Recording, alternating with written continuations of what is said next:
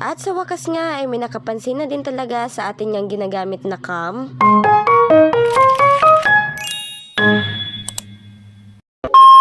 So ayun na nga, dahil may nagtanong sa atin kung ano nga ba daw yung ginagamit kong pang picture at kung ano nga yung ginagamit kong pang eyelash extension. Nung nakaraang video ko nga ay may nagtanong din sa akin kung naka-iPhone daw ba ako. Ay naku Jai, hindi ho ako naka-iPhone, naka-Android lang ako. At eto nga ang product na to ang dahilan kung bakit sobrang linaw nga ng kuha kong pictures at mga videos. Ganito nga lang yung paggamit itong macro lens, itatapat nyo nga lang yan dyan sa camera ng phone nyo. Sobrang ganda nga nitong gamitin kasi kahit naka-Android nga lang kayo ay magmumukhang naka-iPhone nga ang kuha niya. At bukod pa nga sa macro lens ay meron pa nga itong isang kasama. Kung hindi nga din naka 0.5 ang mga camera nyo ay Jai, sagot na nga kayo ng product na to. Ganyan nga lang yung paggamit niyan, ikakabit nyo lang yan dito sa macro lens. At naka 0.45 wide angle na nga itong product na to, kaya naman magmumukhang iPhone talaga yung kuha nito. Sa susunod nga nating video ay ituturo ko naman sa inyo kung paano nga ba gamitin itong macro lens. Anyway, dahil nagtanong pa nga din si madam kung ano nga ba daw yung ginagamit kong pang eyelash extension ay eto na ho yun. Ang twinkled na individual, tapos etong Korean YY Lash from Kurimas. Anyway, sa iisang shop nga lang pala tong dalawang to, kaya hindi na nga kayo mahirapan sa paghanap. At kung gusto nyo nga din mag-order ay ilalagay ko na lang yung link dyan sa baba.